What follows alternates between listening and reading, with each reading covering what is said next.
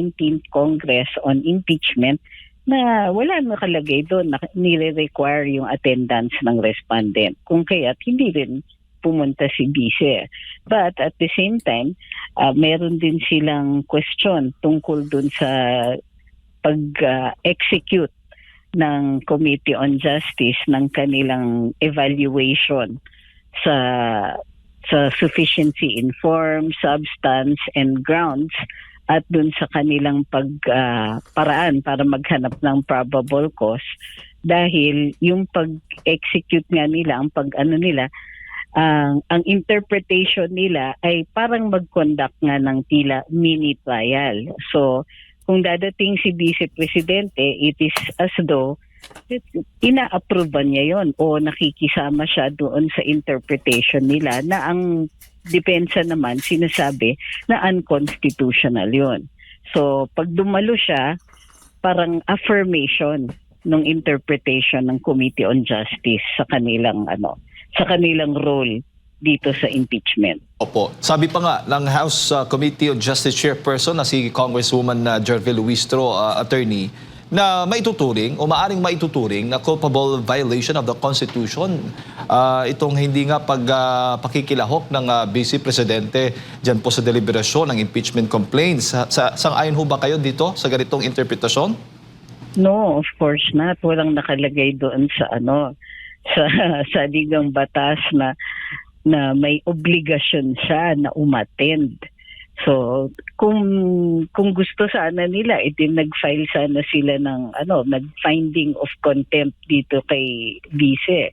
Pero at the same time, wala din sa rules yun.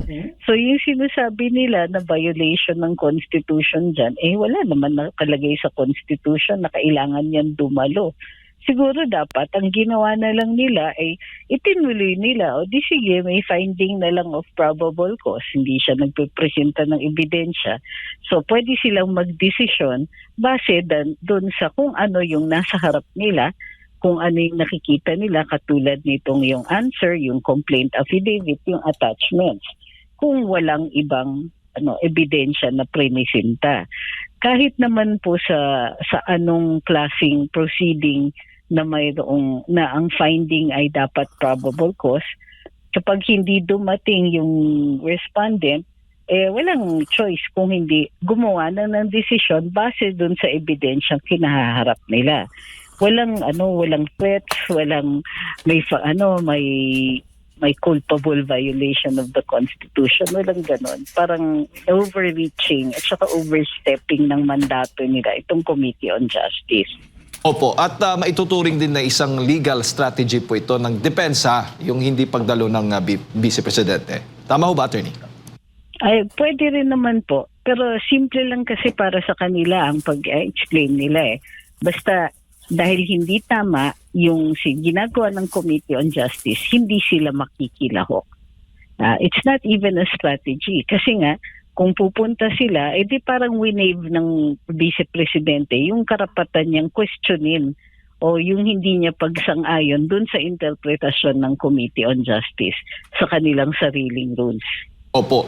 At para bang ang dating, para bang kawalan o hindi matutuloy o hindi magpo-proceed itong impeachment dahil wala ang Vice Presidente? Parang ganun po, attorney. Ano ba yung magiging epekto po noon? Takbo sa impeachment proceedings, yung hindi naman pagdalo nitong ng pangalawang Pangulo?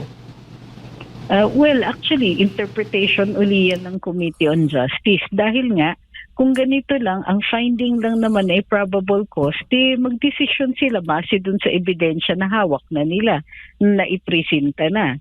Hindi naman nila pwedeng gamitin yung hindi pagdalo ng Vice Presidente para itigil lahat ng mga proceedings. Wala rin nakalagay na ganon.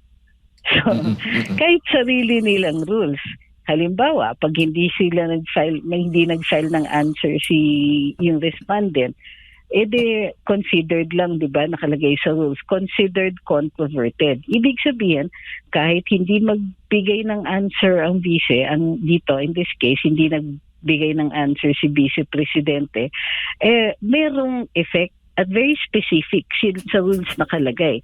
Pero tignan niyo yung decision nila dun sa hindi pag-file ng answer. hindi binaliwala nila yung mga assertions na dun sa final release eh. Pero what they could have done was simply follow the rules at sabihin nila na sige, controverted na lang lahat. Hindi. Ang ginawa nila, parang tinanggap nila yung mga nasa complaint as though totoo lahat. Controverted nga, yun ang ibig sabihin nun hindi mo pwedeng i-establish as a fact. So, sariling interpretations ng Committee on Justice, ng sarili nilang rules, taliwas. So, again, sila yung gumagawa ng effect nito. Pati yung decision na dapat ginagawa na nila on probable cause, hindi nila itinutuloy kasi muli, sila hindi sumusunod sa sarili nilang rules.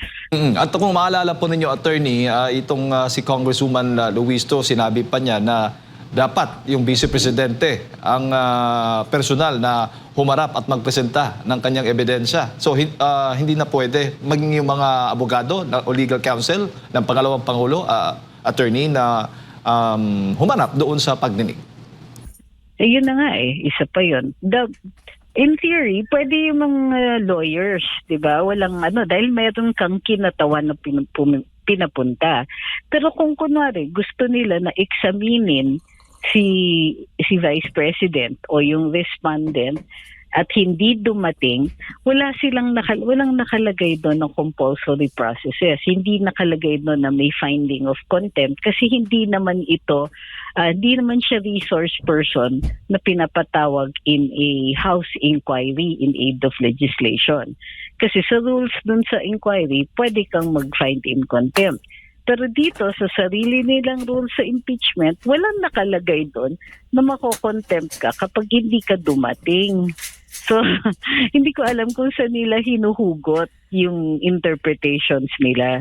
Opo, yung sabi pa nga may tuturing na parang mini trial yung ginagawa ng Committee on Justice patungkol nga dito sa kaso ni VP Sara Duterte. Ang mas malala pa actually. So sinabi ni Congresswoman Luistro na ito they will conduct something like a mini trial. O di sige, pagdating sa hearing the other day, sinabi pa ni Congresswoman Luistro, ang interpretation ng ang ibig sabihin daw ng mini trial ay clarificatory questions lang.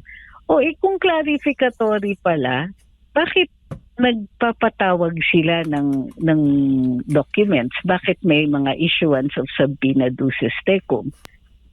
Hindi yan clarificatory question. Ano yung ika-clarify mo?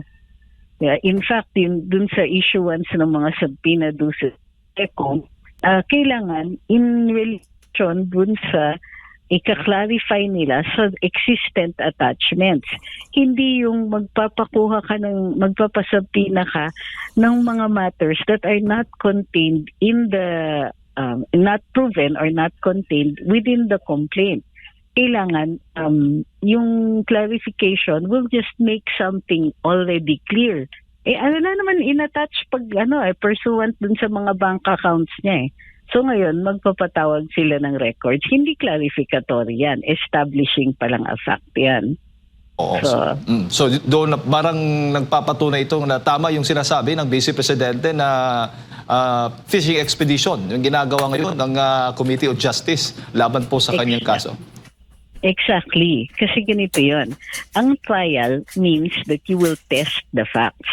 Kaya nire-require doon sa rules is a statement of ultimate facts. Ibig sabihin, sila ilalagay nila doon, sinasabi nila, ito ang totoo. She committed this or that. Yung commission, kunwari, of a crime o yung sinasabi na she violated the Constitution, conclusion yan. Ang facts, i-establish mo, sasabihin for example, she betrayed public trust in this manner. O, kunwari, she committed graft and corruption in this manner. So, ilalagay nila doon, ano yung act, ano yung violation. So, dito sa complaint affidavit, ang ginawa ng mga complainants ay naggawa sila ng assertion. Meaning, meron silang bintang pero hindi nila in-establish yun as an ultimate fact. So, kung walang ultimate facts, anong sasagutin ng Vice President? Ano yung purpose ng kanyang pagpupunta? In fact, the whole thing collapses kasi dun pa lang sa ultimate facts hindi nila nagawa. So, may presumption in favor of innocence and in favor of the respondent dito. Baga, sinasabi din na yung strategy ngayon ng House Committee on Justice, kung strategy mong tawag noon, parang nangangalap talaga ng ebidensya laban dito kay Vice Presidente. Oo. Exactly. Kasi diba, no person may be deprived of life, liberty, or property without due process of law. So kasama dun sa sa due process na yun, yung pagpupresenta ng kanilang ebidensya. Tapos depensa lang on the part of the respondent. Anong i-defend ng respondent? Hindi nga nagpapatunay yung kabila. So instead, ang ginagawa nila, nag-aakusa sila, tapos nagiging burden ngayon ng respondent na patunayan na inosente siya, samantalang wala naman na-establish yung kabila. Even worse, sa respondent sila kumukuha ng ebidensya para sa akusasyon nila. Very typical nung strategy nila. Sabihin nila, ikaw ginawa mo ito, bigyan nyo kaming ebidensya na hindi mo ginawa. So, di ba, kakaiba talaga yon. Pero kasi sa tingin po ninyo, attorney, sinusunod lamang ng Committee on Justice o ng Kamara yung naging desisyon ng Supreme Court na due process, magkaroon na due process yung respondent, no, na mabigyan para hindi na maulit yung nangyari last time, di ba, na naibasura. Well, actually, hindi nila sinusunod. Kasi bahagi ng due process requirements ay sa fair judge. So, hindi lang yung bibigyan mo ng notice, mayroong procedure. Yung procedure, hindi dapat lip service yan. Dapat talaga, kumbaga, titignan talaga nila yung existence of evidence, titignan, kikilatisin nila yung evidence na yun. So, kung hindi sila fair, and in this case, like I said, ginagawa pa nilang burden ng respondent na patunayan na wala siya kasalanan, hindi yan process. Ano yan? If there is a process, pero ni-railroad mo naman, that is not the process that is due according to the Constitution. So, mali pa rin. Opo, bago ko ipasok kay partner attorney, so malinaw na yung saklaw lamang ng kapangyarihan ng House of Representatives, particular na po ng House Committee on Justice, ay i-affirm na kung may sufficiency, in form, substance, or grounds itong impeachment complaints laban kay Vice President Sara Duterte bago maiakyat doon sa Senado, which is yun po talaga ang proper venue para dito sa impeachment trial laban sa Vice Presidente. Well, sa totoo lang, itong sufficiency in form, substance, and grounds should be to exclusion of probable cause. Hindi siya kumbaga dapat may purpose ang lahat. Ang purpose ng House of Representatives, yung impeachment kasi, the term impeachment, ibig sabihin yan, may finding of probable cause at ifo-forward yung reklamo sa Senado. So, itong lahat ng kanilang rules ay dapat patungo papunta doon. Ano yung ibig sabihin ng probable cause? Ang probable cause means that a person has probably committed the offense. An offense has been probably committed and this person probably committed it using the standard of a reasonable man. So, dito, paanong gagawin ng reasonable man yung ganong klaseng conclusion kung dun pa lang sa statement of ultimate facts, walang facts. So,